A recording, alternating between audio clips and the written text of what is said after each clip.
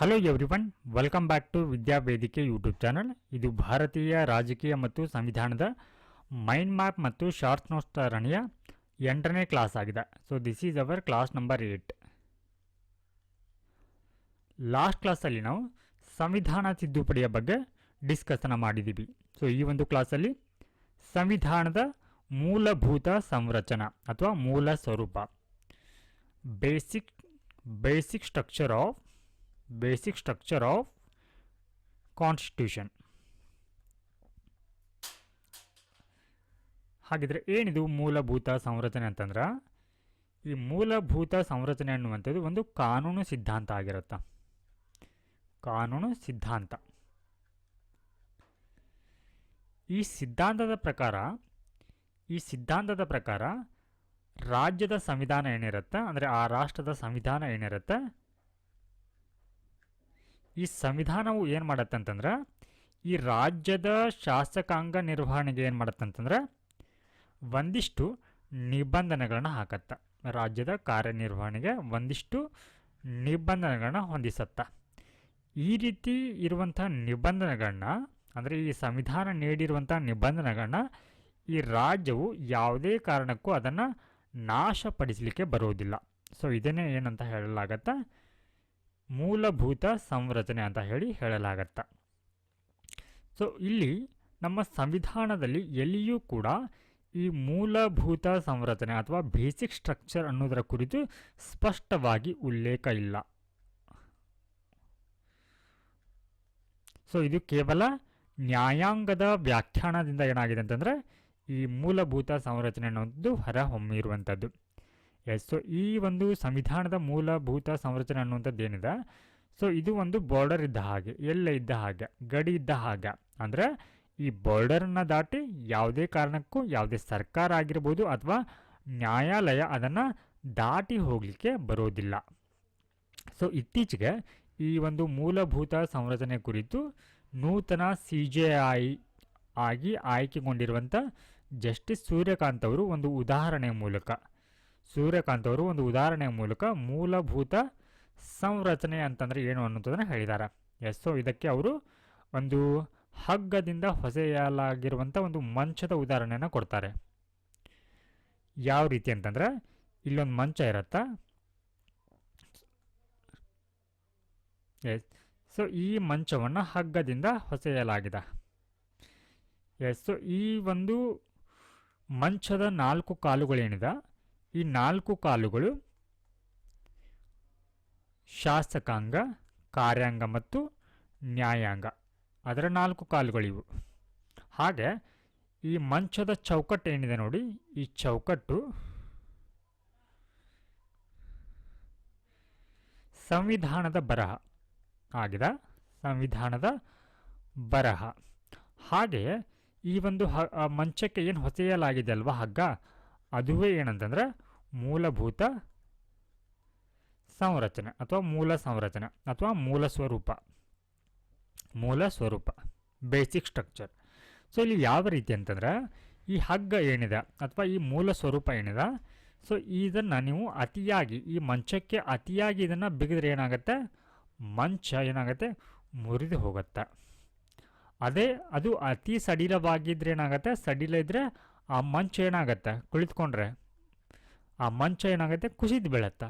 So ಈ ರೀತಿ ಒಂದು ತಟಸ್ಥತೆಯನ್ನು ಅಥವಾ ಬ್ಯಾಲೆನ್ಸ್ಡ್ ವೇ ಏನಿದೆ, ಆ ಮಂಚದ ಬ್ಯಾಲೆನ್ಸ್ಡನ್ನು ಕಾಯ್ದುಕೊಳ್ಳುವಂಥದ್ದು ಯಾವುದು, ಈ ಒಂದು ಹಗ್ಗ ಅಂದರೆ ಮೂಲ ಸ್ವರೂಪ. ಇದರ ಅರ್ಥ ಶಾಸಕಾಂಗ ಆಗಿರ್ಬೋದು, ಕಾರ್ಯಾಂಗ ಆಗಿರ್ಬೋದು ಅಥವಾ ನ್ಯಾಯಾಂಗ ಆಗಿರ್ಬೋದು, ಇವನ್ನೆಲ್ಲವನ್ನು ಕೂಡ ಏನು ಮಾಡುತ್ತದು, ಬ್ಯಾಲೆನ್ಸ್ನಲ್ಲಿ ಇಡುತ್ತೆ. ಯಾವುದು ಕೂಡ ತನ್ನ ವ್ಯಾಪ್ತಿಯನ್ನು ಮೀರಿ ಹೋಗಲಿಕ್ಕೆ ಬರುವುದಿಲ್ಲ. ಈ ರೀತಿ ಒಂದು ಸರಳ ಉದಾಹರಣೆಯ ಮೂಲಕ ಇಷ್ಟೊಂದು ಕಾಂಪ್ಲಿಕೇಟೆಡ್ ಆಗಿರುವಂತಹ ಒಂದು ವಿಷಯವನ್ನು ಸರಳವಾಗಿ ಇಲ್ಲಿ ಹೇಳ್ತಾರೆ ಜಸ್ಟಿಸ್ ಸೂರ್ಯಕಾಂತ್ ಅವರು. ಸೊ ನಾವಿವಾಗ ಇದರ ಹೊರಹೊಮ್ಮುವಿಕೆ ಬಗ್ಗೆ ನೋಡೋಣ. ಈ ಒಂದು ಸಿದ್ಧಾಂತ ಏನಿದೆ, ಬೇಸಿಕ್ ಸ್ಟ್ರಕ್ಚರ್ ಡಾಕ್ಟ್ರೈನ್ ಅನ್ನುವಂಥದ್ದು, ಇದರ ಒಂದು ಉಗಮ ಯಾವ ರೀತಿ ಆಗ್ತಾ ಬಂತು ಅನ್ನೋದನ್ನು ನೋಡೋಣ. ಸೊ ಇದನ್ನು ನಾವು ಈ ಹಿಂದೆ ಡೆಫಿನಿಷನನ್ನು ನೋಡಿದ್ದೀವಿ. ಬೇಸಿಕ್ ಸ್ಟ್ರಕ್ಚರ್ ಡಾಕ್ಟ್ರೈನ್ ಅಂತಂದರೆ ಏನು ಅಂತ ಹೇಳಿ. ಸೊ ಇಲ್ಲಿ ಆರ್ಟಿಕಲ್ 13 ಏನು ಹೇಳುತ್ತೆ ಅಂತಂದ್ರೆ ಯಾವುದೇ ವ್ಯಕ್ತಿಯ ಮೂಲಭೂತ ಹಕ್ಕನ್ನು ಕಸಿದುಕೊಳ್ಳುವ ಯಾವುದೇ ಕಾನೂನನ್ನ ರಾಜ್ಯವು ರಚಿಸಬಾರದು. ಸೊ ಇಲ್ಲಿ ಯಾವುದೇ ರಾಜ್ಯವು ರಚಿಸಬಾರದು ಅಂತಂದರೆ ಪಾರ್ಲಿಮೆಂಟ್ ಆಗಿರ್ಬೋದು ಅಥವಾ ವಿಧಾನಮಂಡಲ ರಾಜ್ಯ ಶಾಸಕಗಳಾಗಿರ್ಬೋದು. ಸೊ ಇವುಗಳು ಯಾವುದೇ ಒಂದು ಕಾನೂನನ್ನ ರೂಪಿಸುವಂಥ ಸಂದರ್ಭದಲ್ಲಿ ಅಂತಹ ಕಾನೂನುಗಳು ಈ ಫಂಡಮೆಂಟಲ್ ರೈಟ್ ಏನಿರುತ್ತೆ ಅಥವಾ ಮೂಲಭೂತ ಹಕ್ಕುಗಳೇನಿರುತ್ತೆ ಅವುಗಳನ್ನು ಕಸಿದುಕೊಳ್ಳುವಂತೆ ಕಾನೂನನ್ನ ಮಾಡಬಾರ್ದು ಅಂತ ಹೇಳಿ ಆರ್ಟಿಕಲ್ 13 ಹೇಳುತ್ತೆ. ಎಸ್, ಸೊ ಇವಾಗ ನಾವು ಈ ಒಂದು ಸಿದ್ಧಾಂತ ಯಾವ ರೀತಿ ವಿಕಸನ ಆಗ್ತಾ ಬಂದಿತ್ತು, ಯಾವೆಲ್ಲ ಒಂದು ಪ್ರಕರಣಗಳಲ್ಲಿ ಸುಪ್ರೀಂ ಕೋರ್ಟ್ ಏನೆಲ್ಲ ಹೇಳಿದೆ ಅನ್ನುವಂಥದ್ದನ್ನು ನೋಡ್ತಾ ಹೋಗೋಣ. ಎಸ್, ಸೊ ಮೊದಲನೇದಾಗಿ ಶಂಕರಿ ಪ್ರಸಾದ್ ಪ್ರಕರಣ 1952. ಎಸ್, ಸೊ ಈ ಒಂದು ಏನಾಗುತ್ತೆ ಅಂದರೆ ಈ ಒಂದು ಪ್ರಕರಣಕ್ಕೆ ಸಂಬಂಧಪಟ್ಟಂತೆ ಮೊದಲನೇ ಒಂದು ತಿದ್ದುಪಡಿ ಕಾಯ್ದೆಯನ್ನು ಅಂದರೆ ಪೋಸ್ಟ್ ಕಾನ್ಸ್ಟಿಟ್ಯೂಷನಲ್ ಅಮೆಂಡ್ಮೆಂಟ್ ಆ್ಯಕ್ಟ್ 1950 ಏನು ಮಾಡಲಾಗುತ್ತೆ, ಅದರ ಸಾಂವಿಧಾನಿಕತೆಯನ್ನು ಸುಪ್ರೀಂ ಕೋರ್ಟ್ನಲ್ಲಿ ಪ್ರಶ್ನಿಸಲಾಗುತ್ತೆ. ಹಾಗಿದ್ರೆ ಆ ರೀತಿ ಪ್ರಶ್ನಿಸುವಂಥ ಅಂದರೆ ಅದರ ಸಾಂವಿಧಾನಿಕತೆಯನ್ನು ಪ್ರಶ್ನಿಸುವಂಥ ಅಂಶಗಳು ಈ ಕಾಯ್ದೆಯಲ್ಲಿ ಏನಾಗಿದ್ದವು ಅನ್ನೋಂಥದ್ದು ನೋಡೋಣ. ಎಸ್, ಸೊ ಈ ಒಂದು ಕಾಯ್ದೆ ಮೂಲಕ ಏನು ಮಾಡಲಾಗತ್ತೆ ಅಂದರೆ ಆಸ್ತಿ ಹಕ್ಕನ್ನು ಏನು ಮಾಡಲಾಗತ್ತೆ ಇಲ್ಲಿ ಮೊಟಕುಗೊಳಿಸಲಾಗತ್ತೆ. ಅಂದ್ರೆ ಸೊ ಈ ಒಂದು ಸಂದರ್ಭದಲ್ಲಿ ಏನು ಮಾಡಲಾಗತ್ತೆ ಅಂತಂದರೆ ದೊಡ್ಡ ಜಮೀನ್ದಾರರು ಏನಿರ್ತಾರೆ, ದೊಡ್ಡ ಪ್ರಮಾಣದ ಭೂಮಿಯನ್ನು ಹೊಂದಿರುವಂಥ ಜಮೀನ್ದಾರರು ಏನಿರ್ತಾರೆ, ಸೊ ಇವರ ಒಂದು ಜಮೀನನ್ನು ಕಸಿದುಕೊಳ್ಳಲಾಗತ್ತೆ. ಹಾಗೆ ಈ ಕಸಿದುಕೊಂಡಂತಹ ಜಮೀನಿಗೆ ಅವರಿಗೆ ಪರಿಹಾರವಾಗಿ ಯಾವುದೇ ಒಂದು ಹಣವನ್ನು ನೀಡೋದಿಲ್ಲ. ಹಾಗೆ ಈ ಒಂದು ಕಾಯ್ದೆಯ ಮೂಲಕ ಒಂದು ಹೊಸ ಒಂದು ಶೆಡ್ಯೂಲಿನ ಪರಿಚಯ ಮಾಡಲಾಗತ್ತೆ. ಅದುವೇ ಏನಂತಂದರೆ ನೈನ್ತ್ ಶೆಡ್ಯೂಲ್ನ ಇಂಟ್ರೊಡ್ಯೂಸ್ ಮಾಡಲಾಗತ್ತೆ. ಸೊ ಈ ಮೂಲಕ ಈ ಒಂದು ಶೆಡ್ಯೂಲ್ ಏನಿದೆ ಇದರಲ್ಲಿ ಒಂದಿಷ್ಟು ಕಾನೂನುಗಳನ್ನ ಸೇರ್ಪಡೆ ಮಾಡಲಾಗತ್ತೆ. ಸೊ ಆವಾಗ ಇದು ಅಂದರೆ ಇಲ್ಲಿ ಭೂ ಸುಧಾರಣಾ ಕಾಯ್ದೆಗಳನ್ನ ಜಾರಿಗೆ ತರುತ್ತೆ. ಈ ಒಂದು ಕಾಯ್ದೆ ಮೂಲಕ ಭೂ ಸುಧಾರಣೆ ಅಂದರೆ ಈ ಒಂದು ಶೆಡ್ಯೂಲ್ನಲ್ಲಿ ಅಥವಾ ಈ ಒಂದು ಪರಿಚ್ಛೇದದಲ್ಲಿ ಈ ಭೂ ಸುಧಾರಣಾ ಕಾನೂನುಗಳನ್ನ ಒಳಗೊಂಡಂತೆ ಸುಮಾರು 13 ಕಾನೂನುಗಳನ್ನ ಸೇರ್ಪಡೆ ಮಾಡಲಾಗತ್ತೆ. ಹಾಗಿದ್ರೆ ಇದ್ರ ಯಾಕೆ ಈ ರೀತಿ ಒಂದು ಪ್ರೊವಿಷನ್ ತರ್ತಾರೆ ಅಂತಂದರೆ ಎಸ್, ಈ 9ನೇ ಒಂದು ಶೆಡ್ಯೂಲ್ನಲ್ಲಿ ಸೇರಿಸಲಾಗಿರುವಂಥ ಕಾನೂನುಗಳನ್ನ ಯಾವುದೇ ಕಾರಣಕ್ಕೂ ಯಾವುದೇ ನ್ಯಾಯಾಲಯದಿಂದ ಅವುಗಳನ್ನ ಪರಿಶೀಲಿಸಬಾರದು ಅನ್ನುವಂಥದ್ದನ್ನು ಹೇಳುತ್ತೆ. ಅಂದರೆ ಅವುಗಳು ಜುಡಿಷಿಯಲ್ ರಿವ್ಯೂವಿನಿಂದ ಹೊರಗಿರುತ್ತೆ ಅನ್ನುವಂಥದ್ದನ್ನು ಹೇಳುತ್ತೆ. ಆ ಕಾನೂನುಗಳನ್ನ ಯಾವುದೇ ಕಾರಣಕ್ಕೂ ನ್ಯಾಯಾಲಯ ಪ್ರಶ್ನಿಸಬಾರ್ದು ಅನ್ನುವಂಥದ್ದನ್ನು ಹೇಳುತ್ತೆ. ಸೊ ಹೀಗಾಗಿ ಏನು ಮಾಡುತ್ತೆ, ಇದು ಸುಪ್ರೀಂ ಕೋರ್ಟ್ ಬಳಿ ಬರುತ್ತೆ ಈ ಒಂದು ಪ್ರಕರಣ. ಎಸ್, ಸೊ ಈ ಒಂದು ಪ್ರಕರಣಕ್ಕೆ ಸಂಬಂಧಪಟ್ಟಂತೆ ಸುಪ್ರೀಂ ಕೋರ್ಟ್ ಈ ಥರ ಹೇಳಿದೆ. ಏನಂತಂದರೆ ಸಂಸತ್ತು ಅಂದರೆ ಪಾರ್ಲಿಮೆಂಟ್ 368ನೇ ವಿಧಿಯ ಅಡಿಯಲ್ಲಿ ಮೂಲಭೂತ ಹಕ್ಕನ್ನು ಏನು ಮಾಡ್ಬೋದು, ತಿದ್ದುಪಡಿಯನ್ನು ಮಾಡಬಹುದು, ಅಂದರೆ ಅಮೆಂಡ್ಮೆಂಟ್ ಮಾಡಬಹುದು ಮೂಲಭೂತ ಹಕ್ಕುಗಳನ್ನು ಕೂಡ ಅಂತ ಹೇಳುತ್ತಾ. ಹಾಗೆ ವಿಧಿ 13ರಲ್ಲಿನ ಕಾನೂನು ಸಾಮಾನ್ಯ ಕಾನೂನುಗಳನ್ನ ಮಾತ್ರ ಒಳಗೊಂಡಿದೆ. ಸೊ ಇಲ್ಲಿ ವಿಧಿ 13 ಏನು ಹೇಳುತ್ತೆ, ಯಾವುದೇ ಮೂಲಭೂತ ಹಕ್ಕನ್ನು ಕಸಿದುಕೊಳ್ಳುವಂಥ ಯಾವುದೇ ಕಾನೂನನ್ನ ರಾಜ್ಯ ಮಾಡಬಾರ್ದು ಅಂತ ಹೇಳುತ್ತಾ. ಸೊ ಇಂತಹ ಸಂದರ್ಭದಲ್ಲಿ ಸಾಮಾನ್ಯ ಕಾನೂನನ್ನು ಮಾತ್ರ ಒಳಗೊಂಡಿದೆ ಅನ್ನುವಂಥದ್ದನ್ನು ಹೇಳುತ್ತೆ. ಹಾಗೆ ಇಲ್ಲಿ ಸಾಂವಿಧಾನಿಕ ತಿದ್ದುಪಡಿ ಕಾನೂನನ್ನು ಒಳಗೊಂಡಿಲ್ಲ ಅನ್ನುವಂಥದ್ದನ್ನು ಕೂಡ ಇಲ್ಲಿ ಹೇಳುತ್ತಾ. ಹಾಗೆ ಸೊ ಹೀಗಾಗಿ ಸಂಸತ್ತು 368ನೇ ವಿಧಿಯ ಅಡಿಯಲ್ಲಿ ಯಾವುದೇ ಮೂಲಭೂತ ಹಕ್ಕನ್ನು ಕಸಿದುಕೊಳ್ಳಬಹುದು ಅನ್ನುವಂಥದ್ದನ್ನು ಇಲ್ಲಿ ಹೇಳುತ್ತಾ. ಹಾಗೆ ಗೋಲಕ್ನಾಥ್ ಪ್ರಕರಣ ಬರುತ್ತೆ. ಸೊ ಈ ಒಂದು ಪ್ರಕರಣ 1967ರಲ್ಲಿ ಆಗಿರುವಂಥದ್ದು. ಎಸ್, ಸೊ ಇದಕ್ಕೆ ಸಂಬಂಧಪಟ್ಟಂತೆ ಇಲ್ಲಿ ಸುಪ್ರೀಂ ಕೋರ್ಟ್ ಏನು ಹೇಳುತ್ತೆ ಅನ್ನುವಂಥದ್ದು ನೋಡೋಣ. ಎಸ್, ಸೊ ಇಲ್ಲಿ ಮೂಲಭೂತ ಹಕ್ಕುಗಳು ಅಲೌಕಿಕ ಮತ್ತು ಬದಲಾಗದವು. ಸೊ ಅಂದರೆ ಇವು ಅತೀಂದ್ರಿಯವಾದಂಥವು, ಸರ್ವೋಷ್ಟವಾದಂಥವು. ಸೊ ಇವುಗಳು ಯಾವುದೇ ಕಾರಣಕ್ಕೆ ಇವುಗಳನ್ನ ಬದಲಾವಣೆಯನ್ನು ಮಾಡಲಿಕ್ಕೆ ಬರುವುದಿಲ್ಲ ಅನ್ನುವಂಥದ್ದನ್ನ ಈ ಒಂದು ಪ್ರಕರಣದಲ್ಲಿ ಹೇಳುತ್ತೆ. ಅಂದ್ರೆ ಈ ಶಂಕರಿ ಪ್ರಸಾದ ಪ್ರಕರಣದಲ್ಲಿ ಏನು ಹೇಳಿತು ತೀರ್ಪನ್ನು, ಅದಕ್ಕೆ ತದ್ವಿರುದ್ಧವಾದಂಥ ತೀರ್ಪಿಲ್ಲಿ ಬರುತ್ತೆ. ಸುಮಾರು 52ರಲ್ಲಿ ಆಗಿರುವಂಥ ಪ್ರಕರಣ ಅಲ್ವಾ ಇದು. ಸುಮಾರು 15 ವರ್ಷಗಳ ನಂತರ ಬಂದಂಥ ಪ್ರಕರಣ ಇದು. ಸೊ ಇಲ್ಲಿ ಸಂಸತ್ತು ವಿಧಿ 368ರ ಅಡಿಯಲ್ಲಿ ಮೂಲಭೂತ ಹಕ್ಕನ್ನು ತಿದ್ದುಪಡಿ ಮಾಡಲಿಕ್ಕೆ ಬರೋದಿಲ್ಲ ಅಂತ ಹೇಳಿತ್ತು. ಬಟ್ ಆದರೆ ಹಿಂದಿನ ಈ ಒಂದು ಪ್ರಕರಣದಲ್ಲಿ ತಿದ್ದುಪಡಿ ಮಾಡಬಹುದು ಅಂತ ಹೇಳಿರುತ್ತೆ. ಇಲ್ಲಿ ತಿದ್ದುಪಡಿ ಮಾಡಲಿಕ್ಕೆ ಬರೋದಿಲ್ಲ ಅಂತ ಹೇಳುತ್ತೆ. ಎಸ್, ವಿಧಿ 13ರಲ್ಲಿನ ಕಾನೂನು ಸಾಂವಿಧಾನಿಕ ತಿದ್ದುಪಡಿ ಕಾಯ್ದೆಗಳನ್ನು ಕೂಡ ಒಳಗೊಂಡಿದೆ ಅನ್ನುವಂಥದ್ದನ್ನು ಹೇಳುತ್ತೆ. ಆದರೆ ಈ ಹಿಂದಿನ ಪ್ರಕರಣದಲ್ಲಿ ಸಾಂವಿಧಾನಿಕ ತಿದ್ದುಪಡಿ ಕಾನೂನುಗಳನ್ನ ಒಳಗೊಂಡಿಲ್ಲ ಅನ್ನುವಂಥದ್ದನ್ನು ಹೇಳುತ್ತೆ. ತದ್ವಿರುದ್ಧವಾದಂಥ ತೀರ್ಪಿದು, ಕಾಯ್ದೆಗಳನ್ನ ಒಳಗೊಂಡಿದೆ. ಸಾಂವಿಧಾನಿಕ ತಿದ್ದುಪಡಿ ಕಾಯ್ದೆಗಳನ್ನ ಒಳಗೊಂಡಿದೆ ವಿಧಿ 13 ಅನ್ನೋಂಥದ್ದನ್ನ ಹೇಳುತ್ತೆ. ಹಾಗೆ ಹೀಗಾಗಿ ಇಲ್ಲೇನು ಮಾಡ್ಬೋದು ಅಂತಾರೆ 368ನೇ ವಿಧಿ ಅಡಿಯಲ್ಲಿ ಸಂಸತ್ತು ಯಾವುದೇ ಮೂಲಭೂತ ಹಕ್ಕನ್ನು ಕಸಿದುಕೊಳ್ಳಲಿಕ್ಕೆ ಬರೋದಿಲ್ಲ ಅಂತ ಹೇಳುತ್ತೆ. ಕಸಿದುಕೊಳ್ಳಲು ಬರೋದಿಲ್ಲ. ಆದರೆ ಈ ಹಿಂದಿನ ಪ್ರಕರಣದಲ್ಲಿ ಮೂಲಭೂತ ಹಕ್ಕನ್ನು ಕಸಿದುಕೊಳ್ಳಬಹುದು ಈ ಒಂದು ವಿಧಿಯ ಅಡಿಯಲ್ಲಿ ಅಂತ ಹೇಳುತ್ತೆ. ಸೊ ಹೀಗಾಗಿ ಏನು ಮಾಡುತ್ತೆ ಸಂಸತ್ತು ವಿಧಿ 13 ಮತ್ತು 368ಕ್ಕೆ ಮತ್ತೆ ಏನು ಮಾಡುತ್ತೆ ತಿದ್ದುಪಡಿಯನ್ನು ತರುತ್ತೆ. ಸೊ ಈ ಮೂಲಕ ಏನೇನು ಬದಲಾವಣೆ ಆಗುತ್ತೆ ಅನ್ನೋದು ನೋಡೋಣ. ಸೊ ಇಲ್ಲಿ ವಿಧಿ 368ರ ಅಡಿಯಲ್ಲಿ ವಿಧಿಯ ಅಡಿಯಲ್ಲಿ ಯಾವುದೇ ಮೂಲಭೂತ ಹಕ್ಕನ್ನು ಸಂಕ್ಷೇಪಿಸುವ ಅಥವಾ ಕಸಿದುಕೊಳ್ಳುವ ಅಧಿಕಾರ ಸಂಸತ್ತಿಗೆ ಇದೆ ಅನ್ನುವಂಥದ್ದನ್ನು ಹೇಳುತ್ತೆ. ನಂತರದಲ್ಲಿ ಅಂತಹ ಕಾನೂನು ಅಂದರೆ ಈ ಒಂದು ಮೂಲಭೂತ ಹಕ್ಕನ್ನು ಸಂಕ್ಷೇಪಿಸುವ ಅಥವಾ ಕಸಿದುಕೊಳ್ಳುವಂಥ ಕಾನೂನು ಏನಿದೆ ಸೊ ಇದು ವಿಧಿ 13ರ ಅರ್ಥದ ಅಡಿಯಲ್ಲಿ ಬರುವುದಿಲ್ಲ ಅನ್ನುವಂಥದ್ದನ್ನು ಕೂಡ ಇಲ್ಲಿ ಚೇಂಜಸ್ ಮಾಡಲಾಗತ್ತೆ ಈ ಒಂದು ವಿಧಿ 13ರ ಅಡಿಯಲ್ಲಿ. So next one very important ಒಂದು ಜಡ್ಜ್ಮೆಂಟ್ ಇದು ಕೇಶವಾನಂದ ಭಾರತಿ ಪ್ರಕರಣ. ಅಂದ್ರೆ ಏನಿವಾಗ ಮೂಲ ಒಂದು ತತ್ವಗಳ ರಕ್ಷಣೆ ವಿಚಾರಕ್ಕೆ ಬಂದಂತೆ ಅತಿ ಮಹತ್ವದ ಪ್ರಕರಣ ಇದಾಗಿದೆ. ಸೊ ಈ ಒಂದು ಪ್ರಕರಣ ಏನಾಗುತ್ತೆ ಅನ್ನುವಂಥದ್ದು ನೋಡೋಣ. ಸೊ ಈ ಒಂದು ಪ್ರಕರಣದ ತೀರ್ಪನ್ನು ಮೂಲ ವಿನ್ಯಾಸ ತೀರ್ಪು ಅಂತ ಕೂಡ ಕರೆಯಲಾಗತ್ತೆ. ಮೂಲ ವಿನ್ಯಾಸ ತೀರ್ಪು. ಮೂಲ ವಿನ್ಯಾಸ ಅಂದರೆ ಮೂಲ ಸ್ವರೂಪ ಬೇಸಿಕ್ ಸ್ಟ್ರಕ್ಚರ್ನ ತೀರ್ಪು ಅಂತ ಹೇಳಿ, ಅಥವಾ ಮೂಲಭೂತ ಹಕ್ಕುಗಳ ತೀರ್ಪು ಅಂತಲೂ ಕೂಡ ಇದನ್ನು ಕರೆಯಲಾಗತ್ತೆ.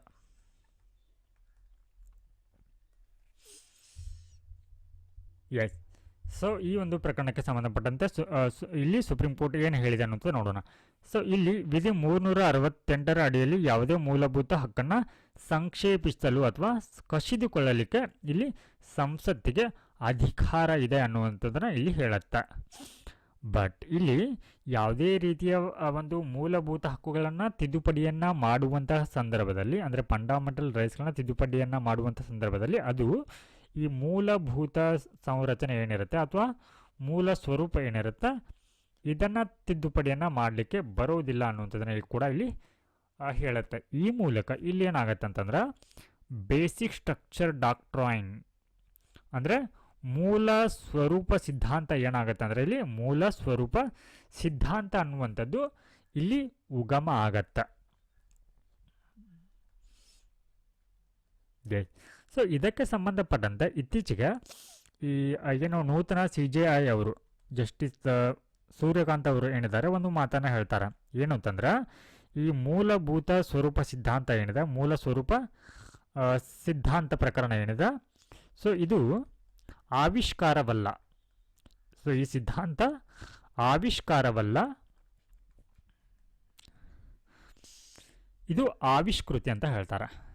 ಏನಿದು ಆವಿಷ್ಕಾರವಲ್ಲ ಆವಿಷ್ಕೃತಿ ಅಂತಂದರೆ ಅಂದರೆ ಈ ಒಂದು ಪ್ರಕರಣಕ್ಕೆ ಸಂಬಂಧಪಟ್ಟಂತೆ ಸುಪ್ರೀಂ ಕೋರ್ಟ್ನ ಈ ಒಂದು ತೀರ್ಪಿಗೆ ಸಂಬಂಧಪಟ್ಟಂತೆ ಏನು ಹೇಳ್ತಾರೆ ಅಂತಂದ್ರೆ ಸೊ ಇವರು ಇದು ಆವಿಷ್ಕಾರವಲ್ಲ ಅಂತಂದ್ರೆ ಈ ಮೂಲ ಸ್ವರೂಪ ಸಿದ್ಧಾಂತ ಏನಿದೆ ಈ ಸಿದ್ಧಾಂತ ಅನ್ನುವಂಥದ್ದು ಈ ಪ್ರಕರಣದಿಂದ ಮೂಲಕ ಇದು ಆವಿಷ್ಕಾರ ಆಗಿಲ್ಲ ಈ ಸಿದ್ಧಾಂತ, ಆದರೆ ಇದು ಆವಿಷ್ಕೃತಿ ಅಂದರೆ ಇದು ಇದರ ಮೂಲಕ ಏನಾಗಿದೆ ಹೊರ ಬಂದಿದೆ.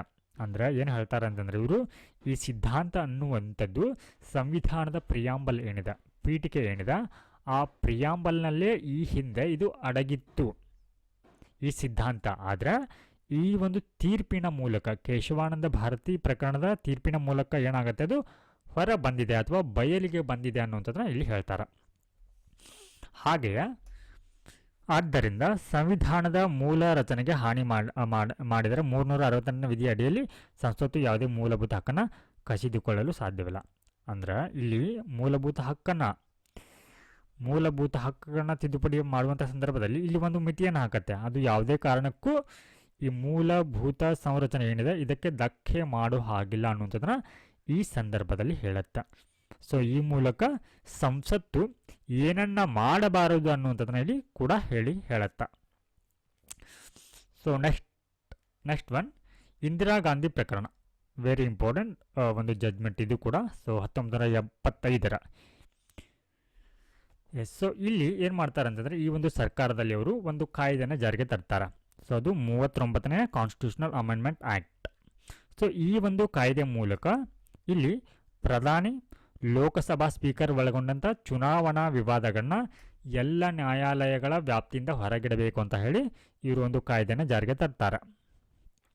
ಸೊ ನ್ಯಾಯಾಲಯಗಳ ವ್ಯಾಪ್ತಿ ಅಂದ್ರೆ ಅದು ಜುಡಿಷಿಯಲ್ ರಿವ್ಯೂಗೆ ಒಳಪಡಬಾರ್ದು ಅಂತ ಹೇಳಿ ಇವರು ಈ ಒಂದು ಕಾಯ್ದೆನ ಜಾರಿಗೆ ತರ್ತಾರೆ, 39ನೇ ಒಂದು ಕಾನ್ಸ್ಟಿಟ್ಯೂಷನಲ್ ಅಮೆಂಡ್ಮೆಂಟ್ ಆ್ಯಕ್ಟನ್ನು. ಬಟ್ ಇಲ್ಲಿ ಸುಪ್ರೀಂ ಕೋರ್ಟ್ ಏನು ಮಾಡುತ್ತೆ, ಇದು ಅಸಂವಿಧಾನಿಕ ಅಂತ ಹೇಳುತ್ತೆ. ಯಾಕಂತಂದರೆ ಸುಪ್ರೀಂ ಕೋರ್ಟ್ ಹೇಳುವಂಥ ಇದು ಮೂಲ ಸಂರಚನೆಯನ್ನು ಉಲ್ಲಂಘಿಸುತ್ತದೆ, ಅಂದರೆ ಬೇಸಿಕ್ ಸ್ಟ್ರಕ್ಚರ್. ಹಾಗಿದ್ರೆ ಏನಿದು ಇಲ್ಲಿ ಬೇಸಿಕ್ ಸ್ಟ್ರಕ್ಚರ್ ಏನಾಗುತ್ತೆ, ಇಲ್ಲಿ ನ್ಯಾಯಾಲಯಗಳ ವ್ಯಾಪ್ತಿಯಿಂದ ಹೊರಗಿಡುವಂಥದ್ದು. ಅಂದ್ರೆ ಇದು ಜುಡಿಷಿಯಲ್ ರಿವ್ಯೂ ಅಥವಾ ನ್ಯಾಯಾಂಗ ವಿಮರ್ಶೆ ಇದನ್ನು ಹೊರಗಿಡುತ್ತಾ. ಆದರೆ ಇಲ್ಲಿ ಸುಪ್ರೀಂ ಕೋರ್ಟ್ ಏನು ಹೇಳುತ್ತೆ, ನ್ಯಾಯಾಂಗ ವಿಮರ್ಶೆ ಕೂಡ ಏನಾಗಿದೆ ಈ ಮೂಲಕ ಇದು ಬೇಸಿಕ್ ಸ್ಟ್ರಕ್ಚರ್ ಆಗಿದೆ. ಈ ಬೇಸಿಕ್ ಸ್ಟ್ರಕ್ಚರ್ ಆಗಿರುವಂಥ ನ್ಯಾಯಾಂಗ ವಿಮರ್ಶೆಯನ್ನು ಕೂಡ ಏನು ಮಾಡುತ್ತೆ, ಇದು ವೈಲೇಟ್ ಮಾಡುತ್ತೆ ಅಂತ ಹೇಳಿ ಏನು ಮಾಡುತ್ತೆ. ಸೊ ಈ ರೀತಿ ಮೂಲ ರಚನೆಯ ಮೇಲೆ ಪರಿಣಾಮ ಬೀರುವಂಥ ನಿಬಂಧನೆ ಏನು ಈ ನಿಬಂಧನೆ ತಂದಿದ್ದಾರೆ, ಎಲ್ಲ ನ್ಯಾಯ ವ್ಯಾಪ್ತಿಯಿಂದ ಹೊರಗಿಡುವಂಥ ಈ ಒಂದು ನಿಬಂಧನೆ ಸಂಸತ್ತಿನ ತಿದ್ದುಪಡಿ ಅಧಿಕಾರವನ್ನು ಕೂಡ ಮೀರುತ್ತೆ. ಅಂದರೆ ಈ ಒಂದು ಮೂಲಭೂತ ರಚನೆ ಎನ್ನುವಂಥದ್ದು. ಸೊ ನೆಕ್ಸ್ಟ್ ಒನ್ 42ನೇ ತಿದ್ದುಪಡಿ ಕಾಯ್ದೆ. ಸೊ ಈ ಒಂದು ಕಾಯ್ದೆ ಜಾರಿಗೆ ಬಂದಿರುವಂಥದ್ದು 1976ರಲ್ಲಿ. ಎಸ್. ಸೊ ಇಲ್ಲಿ ಏನು ಹೇಳುತ್ತೆ ಅಂತಂದ್ರೆ, ಸಂಸತ್ತಿನ ಸಾಂವಿಧಾನಿಕ ಅಧಿಕಾರಕ್ಕೆ ಯಾವುದೇ ಮಿತಿ ಇಲ್ಲ. ಅಂದರೆ ಈ ಒಂದು ಕಾಯ್ದೆ ಮೂಲಕ ಏನು ಮಾಡುತ್ತೆ ಅಂದರೆ ಸಂಸತ್ತು ತರುವಂಥ ಈ ತಿದ್ದುಪಡಿ ಅಧಿಕಾರಗಳೇನಿದೆ ಅದರ ಒಂದು ಸಾಂವಿಧಾನಿಕ ಅಧಿಕಾರಕ್ಕೆ ಯಾವುದೇ ಮಿತಿ ಇಲ್ಲ ಅಂತ ಹೇಳುತ್ತೆ.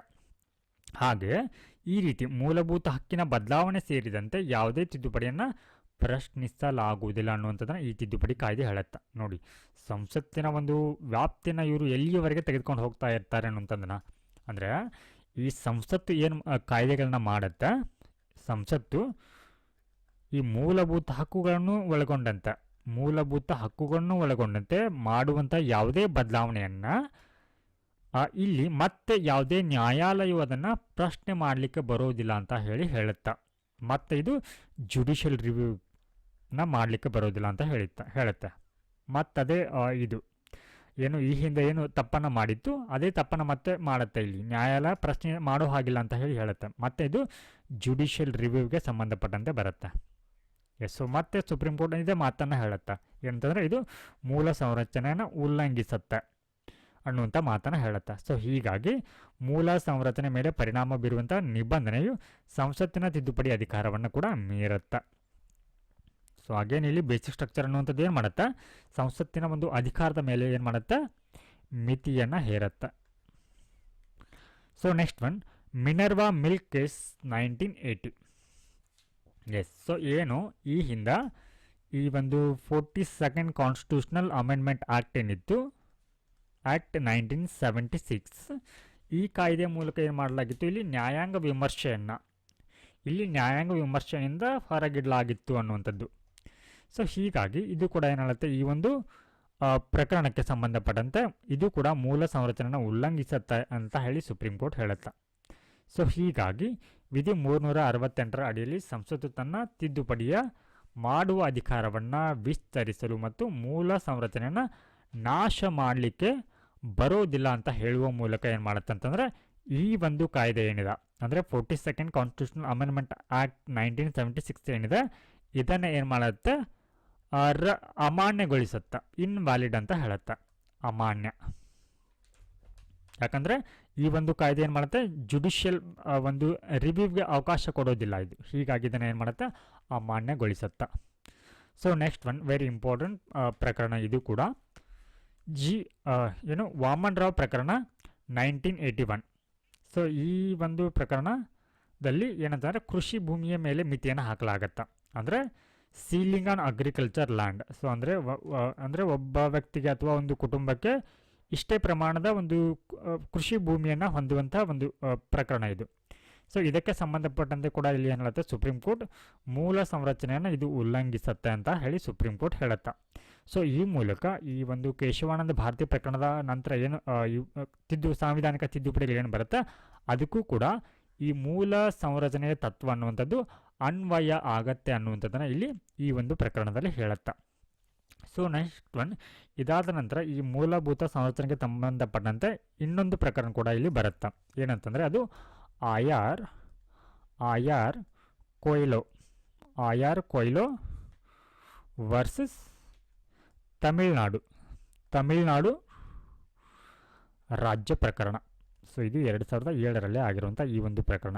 ಸೊ ಈ ಒಂದು ಪ್ರಕರಣದಲ್ಲಿ ಸುಪ್ರೀಂ ಕೋರ್ಟ್ ಏನು ಹೇಳುತ್ತೆ ಅಂತಂದ್ರೆ, ಇಲ್ಲಿ ಸಂವಿಧಾನದ ಮೂಲ ಸ್ವರೂಪದ ರಚನೆಯನ್ನು ಉಲ್ಲಂಘಿಸುವಂಥ ಯಾವುದೇ ಕಾನೂನು, ನೋಡಿ, ಸಂವಿಧಾನದ ಮೂಲ ಸ್ವರೂಪದ ರಚನೆಯನ್ನು ಉಲ್ಲಂಘಿಸುವ ಯಾವುದೇ ಕಾನೂನು ಅಂದರೆ ಈ 9th ಶೆಡ್ಯೂಲ್ನಲ್ಲಿರುವಂಥ ಕಾನೂನುಗಳನ್ನು ಕೂಡ ಒಳಗೊಂಡಂತೆ ಏನು ಮಾಡ್ಬೋದು, ನ್ಯಾಯಾಂಗದ ಪರಿಶೀಲನೆಗೆ ಇವು ಮುಕ್ತವಾಗಿರುತ್ತೆ ಅನ್ನುವಂಥದ್ದನ್ನು ಈ ಒಂದು ಪ್ರಕರಣದಲ್ಲಿ ಹೇಳುತ್ತೆ. ಎಸ್. ಸೊ ನೆಕ್ಸ್ಟ್ ಒನ್, ಮೂಲಭೂತ ಸಂರಚನೆ ಉದಯ. ಸೊ ನಾವಿವಾಗ ಇಷ್ಟೊತ್ತು ಏನು ಮಾಡಿದ್ದೀವಿ ಅಂತಂದರೆ ಮೂಲ ಸ್ವರೂಪ ರಚನೆ ಅಥವಾ ಮೂಲ ಸಂರಚನಾ, ಬೇಸಿಕ್ ಸ್ಟ್ರಕ್ಚರ್ ಬಗ್ಗೆ ನೋಡ್ತಾ ಇದ್ದೀವಿ. ಹಾಗಿದ್ರೆ ಈ ಮೂಲಭೂತ ಸಂರಚನೆ ಅಥವಾ ಮೂಲ ಸ್ವರೂಪ ಅನ್ನುವಂಥದ್ದು ಯಾವೆಲ್ಲ ಭಾಗಗಳನ್ನ ಒಳಗೊಂಡಿದೆ ಅಂದರೆ, ಸಂವಿಧಾನ ಇಲ್ಲಿ ಸಂಸತ್ತು ಏನನ್ನ ಇಲ್ಲಿ ವೈಲೇಟ್ ಮಾಡೋ ಹಾಗಿಲ್ಲ. ಅಂದರೆ ಇದುವೇ ಏನಾಗಿದೆ ಅಂತಂದರೆ ಇಲ್ಲಿನ ಅಂಶಗಳೆಲ್ಲವೂ ಕೂಡ ಈ ಮೂಲ ಸ್ವರೂಪದ ಭಾಗಗಳಾಗಿ ಕಂಡುಬರುತ್ತೆ. ಸಂವಿಧಾನದ ಜಾತ್ಯತೀತ ಪಾತ್ರ, ಸೊ ಇದನ್ನು ಕೂಡ ವೈಲೇಟ್ ಮಾಡಲಿಕ್ಕೆ ಬರೋದಿಲ್ಲ. ಅಧಿಕಾರದ ಪ್ರತ್ಯೇಕತೆ, ಸಪರೇಷನ್ ಆಫ್ ಪವರ್ಸ್, ಹಾಗೆ ಒಕ್ಕೂಟದ ಪಾತ್ರ, ರಾಷ್ಟ್ರದ ಏಕತೆ ಮತ್ತು ಸಮಗ್ರತೆ, ನ್ಯಾಯಾಂಗ ವಿಮರ್ಶೆ, ಕಾನೂನಿನ ನಿಯಮ, ರೂಲ್ ಆಫ್ ಲಾ, ಸಮಾನತೆಯ ತತ್ವ, ಮುಕ್ತ ಮತ್ತು ನ್ಯಾಯೋಚಿತ ಚುನಾವಣೆ ಹಾಗೂ ನ್ಯಾಯಾಂಗದ ಸ್ವಾತಂತ್ರ್ಯ. ಸೊ ಇದಷ್ಟೇ ಅಲ್ಲದೆ ಕೂಡ ಈ ಒಂದು ನ್ಯಾಯಾಂಗ ಹಲವಾರು ಒಂದು ತೀರ್ಪಿನ ಮುಖಾಂತರ ಈ ಒಂದು ಮೂಲಭೂತ ಸಂರಚನೆ ಏನಿದೆ ಇದರ ವ್ಯಾಪ್ತಿಯನ್ನು ಏನು ಮಾಡ್ತಾ ಇದೆ ಅಂತಂದರೆ ಹೆಚ್ಚಿಸಿದ. ಇಲ್ಲಿ ಶಾಸಕಾಂಗ ಆಗಿರಬಹುದು, ಶಾಸಕಾಂಗ ಮತ್ತು ಈ ಕಾರ್ಯಾಂಗ ಏನಿದೆ ಈ ಕಾರ್ಯಾಂಗದ ಚಟುವಟಿಕೆಗಳನ್ನ ಪರಿಶೀಲನೆಗೆ ಒಳಪಡಿಸುವಂಥ ನ್ಯಾಯಾಂಗದ ಅಧಿಕಾರವು ಕೂಡ ಏನಾಗುತ್ತೆ ಈ ಒಂದು ಮೂಲ ಸ್ವರೂಪದ ಭಾಗವಾಗಿ ಕಂಡುಬರುತ್ತೆ. ಸೊ ಇದರೊಟ್ಟಿಗೆ ಫಂಡಮೆಂಟಲ್ ರೈಟ್ಸ್ ಕೂಡ ಏನಾಗುತ್ತೆ ಮೂಲ ಈ ಒಂದು ಸ್ವರೂಪದ ಭಾಗವಾಗಿ ಕಂಡುಬರುತ್ತೆ. ಹಾಗೆ ಸುಪ್ರೀಮಸಿ ಆಫ್ ಕಾನ್ಸ್ಟಿಟ್ಯೂಷನ್, ಸಂವಿಧಾನದ ಸರ್ವೋಚ್ಚತೆ ಅನ್ನುವಂಥದ್ದು ಕೂಡ ಈ ಒಂದು ಮೂಲ ಸ್ವರೂಪದ ಭಾಗವಾಗಿ ಕಂಡುಬರುತ್ತೆ. ಸೊ ನೆಕ್ಸ್ಟ್ ಒನ್, ಮೂಲಭೂತ ಸಂರಚನೆ ಅನ್ನುವಂಥದ್ದು ಪವಿತ್ರವಾಗಿದೆ, ಬೇಸಿಕ್ ಸ್ಟ್ರಕ್ಚರ್ ಇದೆ, ಸ್ಯಾರ್ಕೋಸ್ಯಾನ್ ಅಂತ. ಅಂದ್ರೆ ಇಲ್ಲಿ ಸಂಸತ್ ಏನಾಗಿದೆ, ಸಂವಿಧಾನದ ಸೃಷ್ಟಿಯಾಗಿದೆ. ಸಂಸತ್ ಅನ್ನುವಂಥದ್ದು ಸಂವಿಧಾನದ ಮೂಲಕ ಸೃಷ್ಟಿಯಾಗಿದೆ. ಹೀಗಿದ್ದಾಗ ಸಂವಿಧಾನವನ್ನು ಉರುಳಿಸುವ ಪರಿಣಾಮ ಬೀರುವಂಥ ಬದಲಾವಣೆಗಳನ್ನ ಮಾಡಲಿಕ್ಕೆ ಸ್ವತಃ ಅದಕ್ಕೆ ಅಂದರೆ ಸಂಸತ್ತಿಗೆ ಏನಿಲ್ಲ ಸಾಧ್ಯ ಇಲ್ಲ. ಹಾಗೆ 368 ಅಂದರೆ ಇಲ್ಲಿ ಏನು ಹೇಳ್ತಾ ಇದೆ ಅಂತಂದರೆ ಇಲ್ಲಿ ಸುಪ್ರೀಮಸಿ ಆಫ್ ದಿ ಕಾನ್ಸ್ಟಿಟ್ಯೂಷನ್ ಅನ್ನುವಂಥದ್ದನ್ನ ಹೇಳ್ತಾ ಇದೆ. ಇಲ್ಲಿ ಸುಪ್ರೀಮಸಿ ಆಫ್ ಕಾನ್ಸ್ಟಿಟ್ಯೂಷನ್. ಸೊ ಇದು ಕೂಡ ಏನಂತಂದ್ರೆ ಮೂಲಭೂತ ತತ್ವದ ಭಾಗ ಅಲ್ವಾ. ಸೊ ಅಂದರೆ ಸಂಸತ್ತು ಏನಾಗಿದೆ ಅಂದರೆ ಸಂವಿಧಾನದ ಸೃಷ್ಟಿಯಾಗಿದೆ. ಹೀಗಿದ್ದಾಗ ಸ್ವತಃ ಸಂಸತ್ತು ಏನು ಮಾಡಲಿಕ್ಕೆ ಸಾಧ್ಯ ಇಲ್ಲ, ಈ ಸಂವಿಧಾನವನ್ನು ಉರುಳಿಸುವಂಥ ಪರಿಣಾಮ ಬೀರುವಂಥ ಬದಲಾವಣೆಗಳನ್ನು ಅಂದರೆ ಕಾನೂನನ್ನ ಮಾಡಲಿಕ್ಕೆ ಬರೋದಿಲ್ಲ. ಹಾಗೂ ವಿಧಿ 368 ಅಡಿ ಸಂಸತ್ತಿಗೆ ಸಂವಿಧಾನ ತಿದ್ದುಪಡಿ ಮಾಡುವ ಅಧಿಕಾರ ಇದೆ. ಬಟ್ ಅಧಿಕಾರ ಇದೆ ಹಾಗೆಂದ ಮಾತ್ರಕ್ಕೆ ಅದು ಒಂದಿಷ್ಟು ಮಿತಿಗಳಿಗೆ ಒಳಪಟ್ಟಿರುತ್ತೆ. ಹೀಗಾಗಿ ವಿಧಿ 368ಕ್ಕೆ ಬದಲಾವಣೆ ತರುವ ಮೂಲಕ ಹೊಸ ಸಂವಿಧಾನವನ್ನೇ ಸೃಷ್ಟಿಸಿ ಬಿಡಲಿಕ್ಕೆ ಸಾಧ್ಯ ಇಲ್ಲ. ಸಂವಿಧಾನವನ್ನು ತಿದ್ದುಪಡಿ ಮಾಡಬಹುದು, ಹಾಗಂದ ಮಾತ್ರಕ್ಕೆ ಅದು ಹೊಸ ಸಂವಿಧಾನವನ್ನೇ ರಚಿಸಲಿಕ್ಕೆ ಸಾಧ್ಯ ಇಲ್ಲ. ಎಷ್ಟು ನೆಕ್ಸ್ಟ್ ಒನ್, ಸಂವಿಧಾನಗಳು ಸಾಮಾನ್ಯ ಕಾನೂನುಗಳಂತೆ ಅಲ್ಲ, ಅವು ಒಂದು ವಿಶೇಷ ಕಾನೂನುಗಳು, ಸರ್ವೋಚ್ಚ ಕಾನೂನುಗಳವು. ಹೀಗೆ ಇಲ್ಲಿ ತಿದ್ದುಪಡಿಯ ಅರ್ಥ ಏನು ಅಂತ ಅರ್ಥ ಮಾಡ್ಕೋಣ. ಸೊ ಇವಾಗ ಇಲ್ಲಿ ಏನನ್ನ ತಿದ್ದುಪಡಿ ಮಾಡಲಾಗುತ್ತೆ, ಪಠ್ಯವನ್ನು ಸುಧಾರಿಸಲು ವಿನ್ಯಾಸಗೊಳಿಸಲಾದಂಥ ಸಣ್ಣ ಬದಲಾವಣೆಗಳು. ಅಥವಾ ಸೇರ್ಪಡೆ. ಸೊ ಇದೇನಾಗುತ್ತೆ, ತಿದ್ದುಪಡಿಯಾಗಿ ಕಂಡುಬರುತ್ತೆ.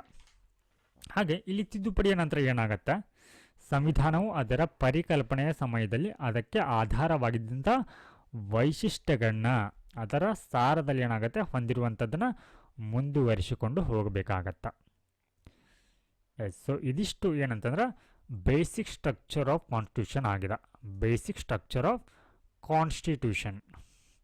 ಸೊ ಇದರ ಮೇಲೆ UPSCಯಲ್ಲಿ ಹಲವಾರು ಪ್ರಶ್ನೆಗಳು ಕೂಡ ಇದರ ಮೇಲೆ ನೇರವಾಗಿ ಕೇಳಿದ್ದಾರೆ. ಸೊ ಹೀಗಾಗಿ ಈ ಒಂದು ಪಾರ್ಟ್ ಇಲ್ಲಿ ವೆರಿ ಇಂಪಾರ್ಟೆಂಟ್ ಆಗುತ್ತೆ. ಹಾಗೆ ನೋಟ್ಸ್ಗಳನ್ನು ಕೂಡ ನೋಡಿ, ನೀವು ತುಂಬ ಟು ದ ಪಾಯಿಂಟ್ ಎಷ್ಟು ಬೇಕು ಎಕ್ಸಾಮ್ಗೆ ಅಷ್ಟನ್ನು ಮಾತ್ರ ಏನು ಮಾಡಿದ್ದೀವಿ ಅಂತಂದರೆ ತುಂಬ ಸರಳವಾಗಿ ಪಾಯಿಂಟ್ ಟು ಪಾಯಿಂಟ್ ಏನು ಮಾಡಿದ್ದೀವಿ ಅಂತಂದರೆ ಈ ಒಂದು ನೋಟ್ಸಲ್ಲಿ ಸೇರಿಸಿದ್ದೀವಿ. ಸೊ ಹೀಗಾಗಿ ನಿಮಗೆ ಇದು ತುಂಬ ಯೂಸ್ಫುಲ್ ಕೂಡ ಆಗುತ್ತೆ. ಲಕ್ಷ್ಮೀಕಾಂತ್ ನೋಟ್ಸನ್ನು ನಾವು ಏನು ಮಾಡಿದ್ದೀವಿ ಅಂತಂದರೆ ಕನ್ನಡದಲ್ಲಿ ಶಾರ್ಟ್ಸ್ ನೋಟ್ಸನ್ನು ಮಾಡಿದ್ದೀವಿ, ಲಕ್ಷ್ಮೀಕಾಂತ್ ಪುಸ್ತಕ. ಸೊ ಮೈಂಡ್ ಮ್ಯಾಪ್ ಇರೋದ್ರಿಂದ ನಿಮಗೆ ನೆನಪಿಟ್ಕೊಳ್ಳಿಕ್ಕೆ, ರಿವಿಷನ್ ಮಾಡಲಿಕ್ಕೆ ಏನಾಗುತ್ತೆ, ತುಂಬಾ ಹೆಲ್ಪ್ ಆಗುತ್ತೆ.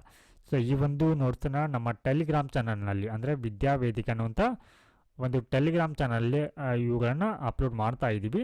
ಸೊ ಇದರ ಲಿಂಕ್ ಪ್ರತಿ ವಿಡಿಯೋದ ಡಿಸ್ಕ್ರಿಪ್ಷನಲ್ಲಿ ಟೆಲಿಗ್ರಾಮ್ ಲಿಂಕಿನ ಒಂದು ಚಾನಲ್ನ ಲಿಂಕ್ ಇರುತ್ತೆ. ನೀವು ಅದಕ್ಕೆ ಜಾಯ್ನ್ ಆಗೋ ಮೂಲಕ ಈ ಒಂದು ನೋಟ್ಸ್ ಕೂಡ ಪಡೆದುಕೊಳ್ಳಬಹುದು.